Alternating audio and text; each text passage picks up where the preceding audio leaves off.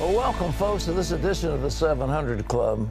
For decades, I personally have suffered when I watched the federal judiciary destroy the moral fabric of this nation, a runaway Supreme Court. And we have things that we never dreamed were possible a few years ago. A distortion of the Constitution, removal of many of our liberties, and errant decisions that went way away from what the Constitution intended. Well, something good is going to happen because President Trump is now saying, I'm going to put on judges, and there are well over 100 vacancies, where he's going to put in especially circuit court judges. And they say we might restore the balance. Right now, there are more so-called liberal judges on the appellate courts than there are conservatives. And there's something else that I wish Congress would do. I think it's possible for them to limit the jurisdiction of any judge they want to. It's in the Constitution. They can establish lower courts and their jurisdiction. And I think that what's got to be done is to say a district court judge has no authority beyond the district in which he presides. And the idea of a judge in Hawaii making a ruling that controls the action of the President of the United States and the Congress of the United States is outrageous. I mean, there's no way that a district court judges have that kind of authority, but they're taking it all around the country because they're runaway and they don't abide by the Constitution. So that's kind of good news, and it's coming down the pike right now. That's right, Pat. The president has named his first 10 nominees for federal judgeships, and 2 of them are possible nominees for the Supreme Court. Ben Kennedy has the story from Washington. With the confirmation of Justice Neil Gorsuch complete, President Trump has turned his sights to the lower federal courts. On Monday, the White House announced 10 nominees, including Justice Joan Larson of Michigan and Justice David Strass of Minnesota, to fill the open seats on the U.S. Court of Appeals for the 6th and 8th circuits. And both have been pegged as potential nominees for the Supreme Court. These people will be serving for the rest of their lives. It's life term, it's generations of impact on American law. And so seeing a president who makes that such a priority is very refreshing. Conservative groups like Judicial Crisis Network praise the president's nominees. Their chief counsel, Carrie Severino, told CBN News that Trump is knocking it out of the park by fulfilling his campaign promise to appoint strong, principled judges. And Carrie, do you feel with these nominees that President Trump is fulfilling his campaign promises? Oh, yeah. I mean, we saw out of the gate Justice Gorsuch was a really big fulfillment of that campaign promise.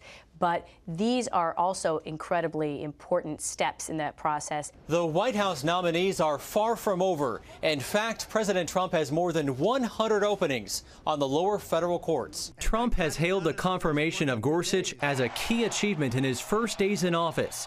And odds are the new list of nominees will follow along the same lines as Gorsuch, which could reshape the federal judiciary. These 10 individuals that the president has chosen were chosen for their deep knowledge of the law and their commitment to upholding constitutional principles. Democrats removed the filibuster for lower court nominees back in 2013, so Trump's picks are expected to have a smooth approval process in the Republican-controlled Senate. Ben Kennedy, CBN News, Washington. Thanks, Ben. In other news, some members of Congress are still looking for a possible connection between Trump's campaign and the Russians. I think that's a lot of smoke and mirrors that has no substance whatsoever, but nevertheless, the Democrats are just looking for any possibility to derail Trump. John Jessup has that story. That's right, Pat. During her Senate testimony Monday, former acting Attorney General Sally Yates said she bluntly warned the Trump White House in January that its new national security advisor essentially could be blackmailed by the Russians. And former National Security Chief James Clapper said there's no collusion between Russia and the Trump campaign. Charlene Aaron has the story. Former acting Attorney General Sally Yates told a Senate Judiciary Subcommittee that just days after the inauguration, she warned the White House about National Security Advisor Michael Flynn. Yates testified she issued the warning because Flynn had apparently lied to his bosses about his contacts with Moscow's ambassador in Washington. The vice president was unknowingly making false statements to the public, and because we believed that General Flynn was compromised, with respect to the Russians. We believe that the Russians knew this, and that created a compromise situation, a situation where the national security advisor essentially could be blackmailed by the Russians. The White House later fired Flynn for misleading Vice President Pence and other administration officials. President Trump later fired Yates for refusing to enforce his travel ban. Yates was also joined by the former Director of National Intelligence, James Clapper. Both were asked if they had been the source of or had authorized any of those leaks of classified information. Have either of you ever been an anonymous source in a news report about matters relating to Mr. Trump, his associates, or Russians' attempt to meddle in the election? No. Absolutely not. Yates and Clapper said they did see the names of Americans who have been picked up in the course of intelligence gatherings. Those names are usually kept secret but can be unmasked. Clapper highlighted Russia's hacking involvement in the 2016 presidential election. The intelligence community assessment concluded first that President Putin directed an influence campaign to erode the faith and confidence of the American people in our presidential election process. But he says there's no evidence of collusion between the Trump campaign and the Russian government. And President Trump blasted the hearing, saying there was nothing new. Charlene Aaron, CBN News.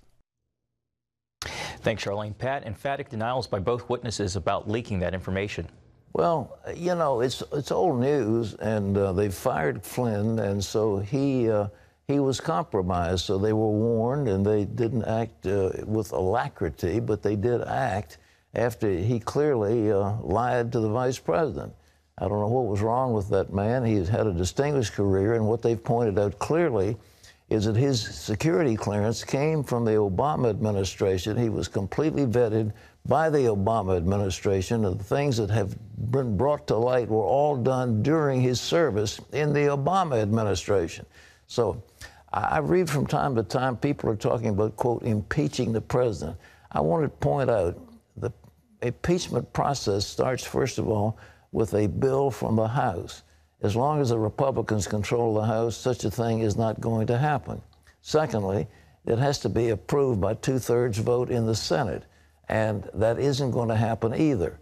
So it's almost impossible to impeach somebody under the rules of the Constitution. So people are talking about impeaching the president because of some interference by the Russians. There's no there. It just isn't there.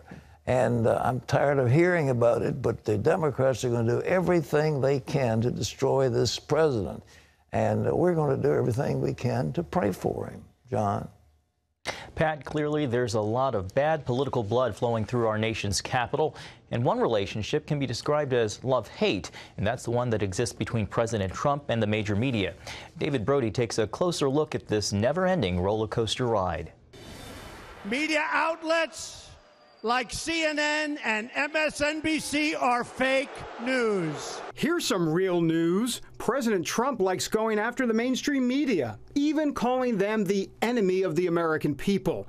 And his opponent doesn't mind punching back. We are not fake news. We are not failing news organizations. And we are not the enemy of the American people. The gloves came off at the president's very first press conference. The public doesn't believe you people anymore. Where are you from? BBC. Okay. Here's another beauty. It's a good line. Impartial, free and fair. Yeah, sure. Mr. President. Just like CNN, right? This is going to be a bad question, but that's okay. I want to find a friendly reporter. Good luck finding that. A Media Research Center study shows that 89% of the Trump coverage by the major media networks is negative. Former campaign manager Corey Lewandowski believes this treatment is intentional. They want to highlight what they perceive to be failures. This is exactly what they did during the campaign. They said the president would never run. He could never be successful. The campaign was in shambles. It wasn't sophisticated enough. And the American people stepped up and said, we want Donald Trump, and they voted for him. Lewandowski says all President Trump wants is a fair shake and the whole story to be told. When he does a long interview with a major publication, New York Times, Wall Street Journal, All he asks for is don't edit it, just print it verbatim. And if you do that, he believes that to be a fair interview. And I agree with him. It's when they cut it up and they chop it up and they don't run the full context of what he's saying is where usually the media, tends to perpetuate a narrative which isn't true from the president. But there's pushback from the mainstream media team. He loves the media in many ways as much as he hates it. Paul Farhi is the Washington Post media reporter. Well, I think Trump makes a very big show of disliking us, disrespecting us, and disparaging us.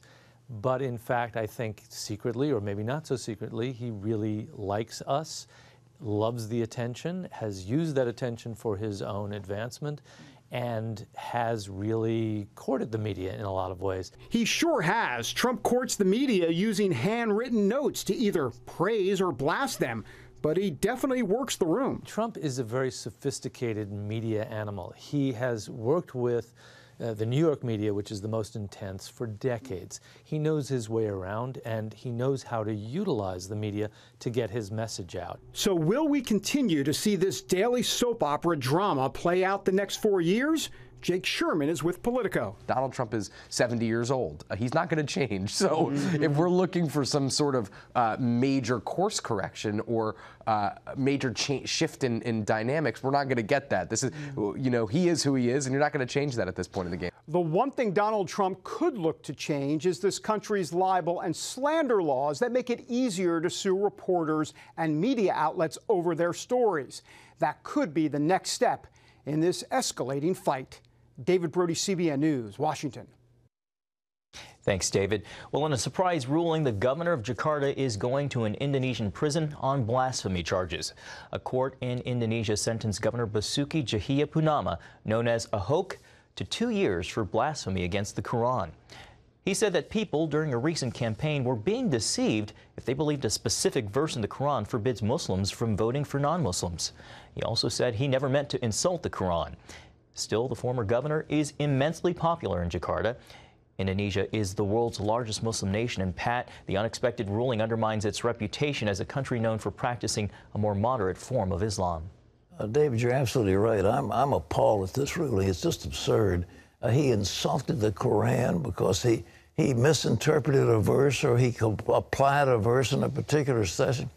And to remove him from office and charge him with a crime of blasphemy in a country like Indonesia, which is a very moderate democracy, it's just, it ruined the country. I mean, I hope that, I don't know if there's any appeals court that they can rely on for that, but I'm a fan of Indonesia. It's a great country. We have wonderful relations with Indonesia. And although it is the largest Muslim country, you never saw that included in the travel ban, for example, or anything that was being done. So I think this ruling it just is a black eye on the Indonesian democracy, which we all applaud. John? Pat, President Trump is considering sending thousands of more troops to Afghanistan, a move that would reverse President Obama's decision to limit the U.S. military role there. The new strategy would also give the military greater authority to use airstrikes against the Taliban. The war is now in its third American presidency, and it has cost the U.S. $66 billion to equip and support Afghan troops. But they haven't been able to break the Taliban's grip on the group's territorial strongholds. Analysts warn that the situation is getting worse, but it isn't clear if the president will approve sending additional troops. Pat, now in its 16th year, this has become America's longest war.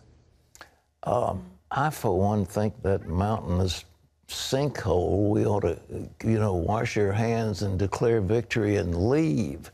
To send in more troops, it's the longest war maybe in America's history. Afghanistan, I mean, good grief.